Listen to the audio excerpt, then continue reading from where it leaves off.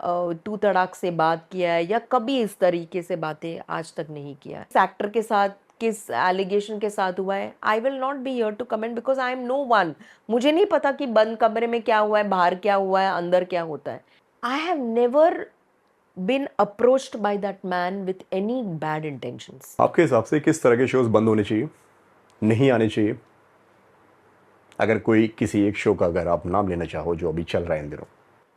पता नहीं, क्योंकि I still love Taarak Mehta Ka Ooltah चश्मा। मैं आज भी अगर मैं थोड़ी सी सैड बैठती हूँ तो मैं तारक मेहता देखती हूँ, बिकॉज उनमें से वो लाफ्टर एलिमेंट और वो एक सोशल कॉज के साथ वो एक जो शो बनाते हैं, आई लव दैट।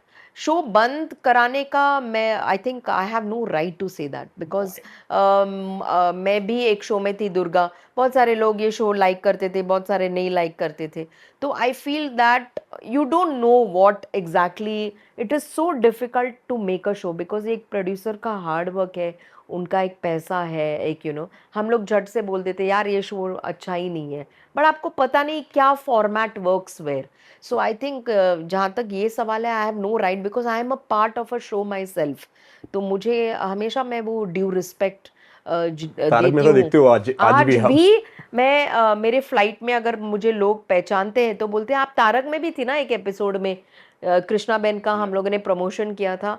मैंने कहा आप इतने साल का? बोलते हैं हाँ हमको वो बहुत अच्छा लगा क्योंकि उसमें आप ऑटो ड्राइवर के साथ लड़ाई करते हो, पीपल रिमेंबर ऑल दैट।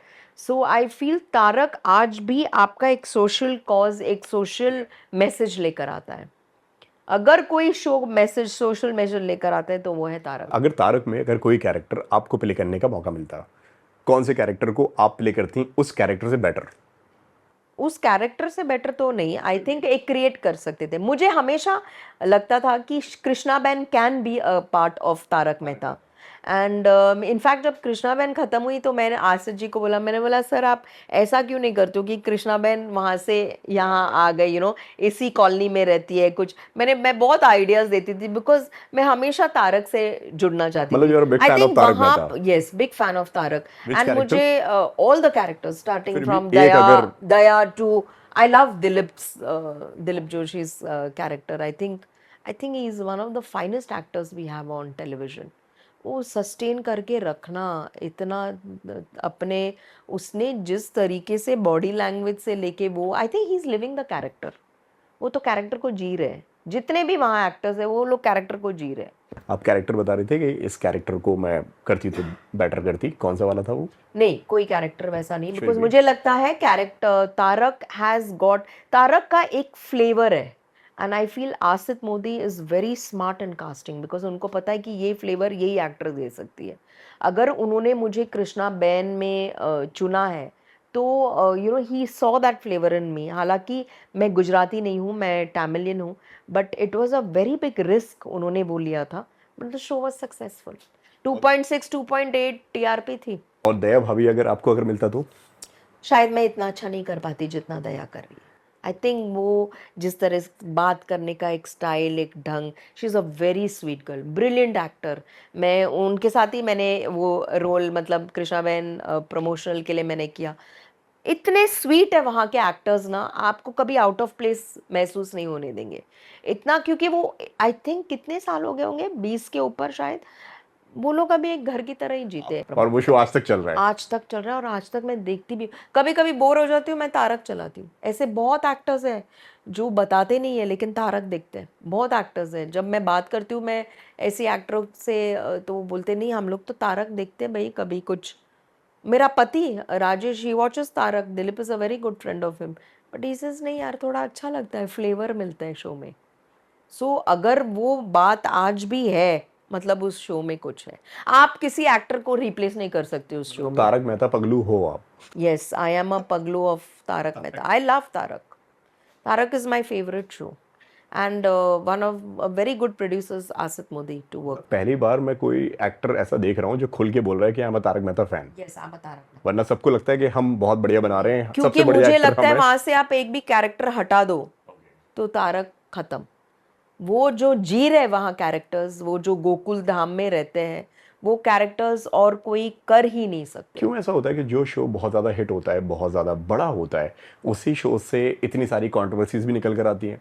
पता और नहीं क्यों, क्योंकि मैंने खुद मुझे याद है, मुझे शायद आप आसद जी की बात कर नहीं, रहे हो, not just you Asif no. जी, कई सारे एक्टर्स के बारे में, कई सारे एक्टर्स फिर निकल कर आते हैं वहाँ करेक्ट। का प्रोडक्शन हाउस ठीक नहीं है, या प्रोडक्शन हाउस में प्रॉब्लम है, हमें करेक्ट। घुलने मिलने नहीं दिया जाता है, हमें बात नहीं करने दी जाती है, या ऐसा और भी कई सारी कुछ चीज़ें, मतलब नॉट जस्ट दिस शो, कोई भी पॉपुलर शो है, जितना बड़ा शो उतनी ज़्यादा मुझे कंट्रोवर्सीज।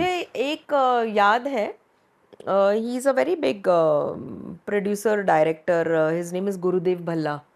उनके वो एक शो शुरू कर रहे थे, और जब मैं उनके ऑफिस में गई थी, जयंती लाल भाटिया, आई थिंक, नहीं नॉट जयंती लाल, सॉरी, ये अपना जयंती लाल गाड़ा, इज इट, या गाड़ा जी, या उन्होंने वो एक शो बना रहे थे और उन्होंने मुझे अप्रोच किया था उस शो के लिए। जब आप शो के लिए अप्रोच करते हो एक प्रोड्यूसर दिस थिंग, आप सबसे पहले एक्टर आज की, सर मुझे कॉन्ट्रैक्ट दिखाइए। उनके कॉन्ट्रैक्ट में लिखा था कि you know you will not talk to any actor on set, I think because उनके सेट पे कोई तो कंट्रोवर्सी हुआ था, मुझे याद नहीं है अभी। लेकिन एंड अगर आपका कोई इंटीमेट रिलेशन होता है किसी एक्टर के साथ, तो आपको ये पेनाल्टी देना पड़ेगा। तो ये पहली बार मैंने लाइफ में ऐसा कोई कॉन्ट्रैक्ट मैंने पढ़ा। I refuse doing that show because of this kind of a contract. और सेम चीज़ें मैं तारक के लिए भी सुनता हूँ कि वो भी कहते हैं कि आप मीडिया से कम बात देखिए, मैं करो, खुद या आसिफ जी के साथ काम कर चुकी हूँ। मैंने एक बहुत सुनी बड़ा सुनाई शो बातें किया, हैं कि या and I have travelled alone with that man. मैं अकेली गई हूँ उस आदमी के साथ। आसिफ जी, हम लोग जामनगर जाते थे, हम लोग गांधीनगर जाते थे, अहमदाबाद गई हूँ मैं। I have never been approached by that man with any bad intentions. ये तो मैं खोल के बोल सकती हूँ। रही बात एलिगेशंस की, जो मैं आपको बता रही हूँ कि मैं आसिफ जी के साथ, मैं डे नाइट हम लोग ट्रैवल करते थे कृष्णा बैन का प्रमोशंस के लिए। मेरे साथ ऐसा कभी वो हुआ नहीं। अभी क्या हुआ है, किस एक्टर के साथ, किस एलिगेशन के साथ हुआ है, I will not be here to comment because I am no one. मुझे नहीं पता कि बंद कमरे में क्या हुआ है, बाहर क्या हुआ है, अंदर क्या होता है। ये दोनों है। जहाँ तक मेरा सवाल है, I am very boldly telling you कि I have worked, and Asif ji is a fantastic producer. मेरा ना कभी पेमेंट रोका है उन्होंने, या कभी तू तड़ाक से बात किया है, या कभी इस तरीके से बातें आज तक नहीं किया है। I think he is a wonderful producer to work with for me. हमेशा I will say that. In fact मैं अभी भी रिसेंटली, आप आसिफ जी से भी बात कीजिए, तो मैंने उनको बोला, सर आप कृष्णा बहन खाकरवाला 2 लेकर आइए, will make it a hit. And he is very sweetly answered कि यस इंदिरा, मेरे माइंड में हमेशा ये है।